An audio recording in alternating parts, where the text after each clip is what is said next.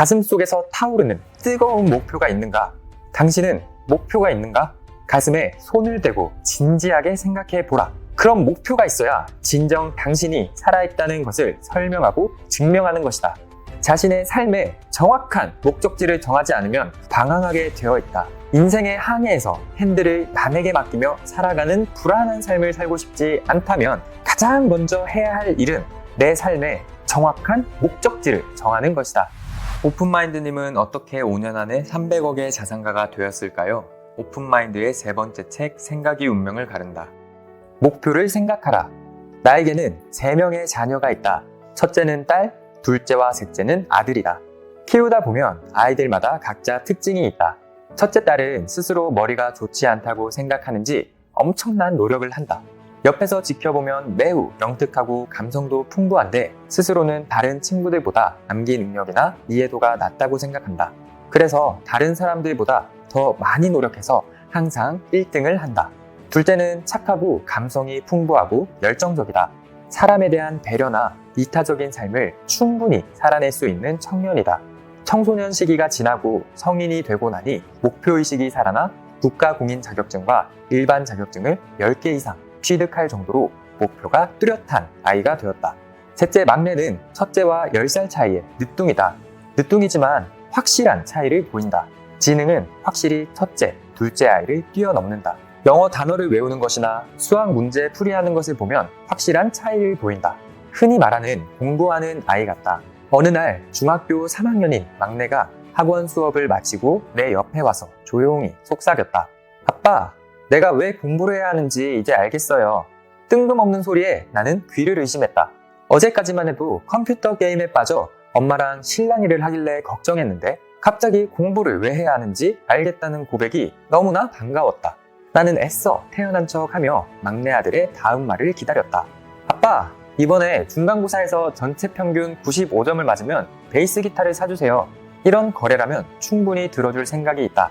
그래, 전 과목 95점 이상이다. 한두 과목도 아니고 전 과목 95점 이상을 맞으려면 밤새워 공부해도 어려울 것 같았다. 그래도 하려고 하는 의지가 있기에 약간은 기대했다. 막내 아들은 무슨 일인지 몰라도 목표가 있는 것 같았다. 시간만 나면 컴퓨터 게임을 하는 것을 보며 불안했는데 무슨 일인지 단번에 게임을 끊고 새벽 2시까지 공부하는 모습을 보니 대견하기도 하고 기특하기도 했다. 드디어 중간고사 시험이 끝나고 결과가 나왔다. 전과목 평균 95.5점이었다. 약속했던 베이스 기타를 사주며 물어보았다. 진혁아, 갑자기 왜 그렇게 공부를 하게 되었니?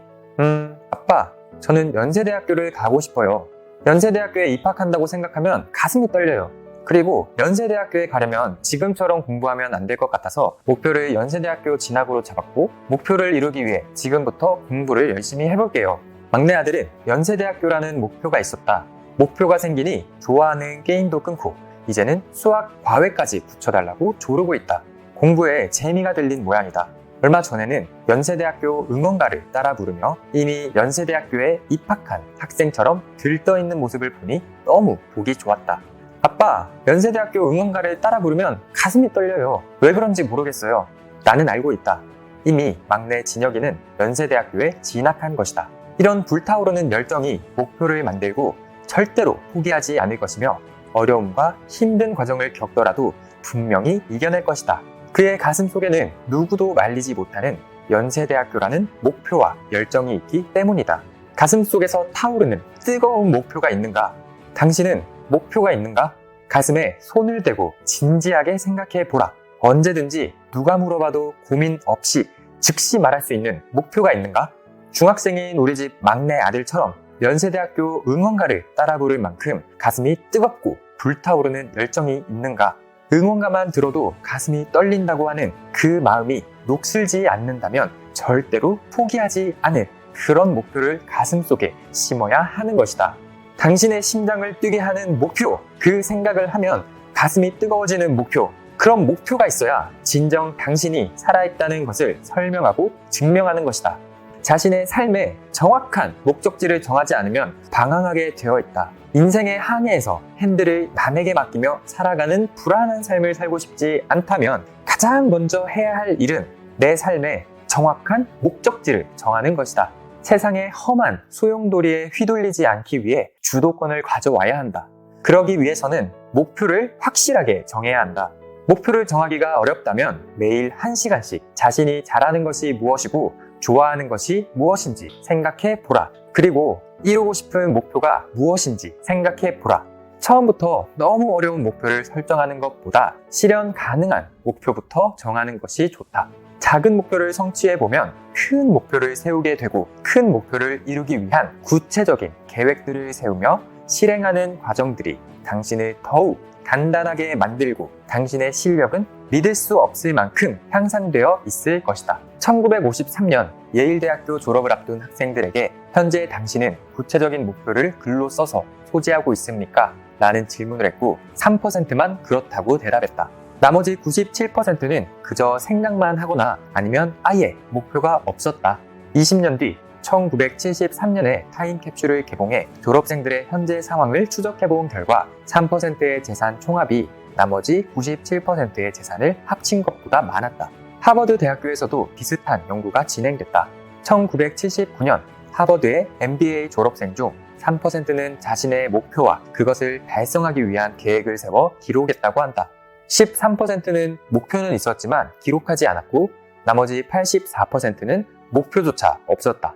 10년 후인 1989년 목표가 있었던 13%는 목표가 없었던 84%의 졸업생들보다 평균 2배의 수입을 올리고 있었고 뚜렷한 목표를 가진 3%는 나머지 97%보다 무려 평균 10배의 수입을 올린 것으로 조사되었다. 이처럼 목표는 수입도 2배 이상 올리게 만들고 삶의 질을 향상시키는 기폭제가 될 수 있다. 삶의 목표를 정하는 것만으로도 행복한 인생을 보장받을 수 있다면 목표는 귀찮은 것이 아니라 즐거운 일이 되는 것이다. 목표 없이 사는 것은 관역 없이 화살을 쏘는 것과 같다. 화살이 날아간 후 올바른 방향으로 날아갔는지 혹은 원하는 방향에서 얼마나 벗어났는지를 관역이 없다면 알 수 없을 것이다. 내가 어디로 가고 있는지 올바른 방향에서 벗어나지는 않았는지 알기 위해 반드시 목표가 있어야 한다. 가슴이 뛰는 목표를 생각하고 구체적인 계획을 세우고 이미지를 만들다 보면 당신의 가슴이 뜨거워지는 경험을 하게 될 것이다. 이런 뜨거운 경험은 열망으로 바뀌고 그 열망은 손에 잡힐 듯한 목표가 되고 그 목표를 이루기 위해 당신은 구체적인 행동 방안을 마련하게 될 것이다. 이 모든 것은 곧 생각에서 시작된다. 목표도 생각을 해야 계획으로 발현될 수 있다. 결국 성공의 모든 기초는 생각으로 시작해서 계획을 세우고 행동으로 이어질 때 사람의 운명을 가른다.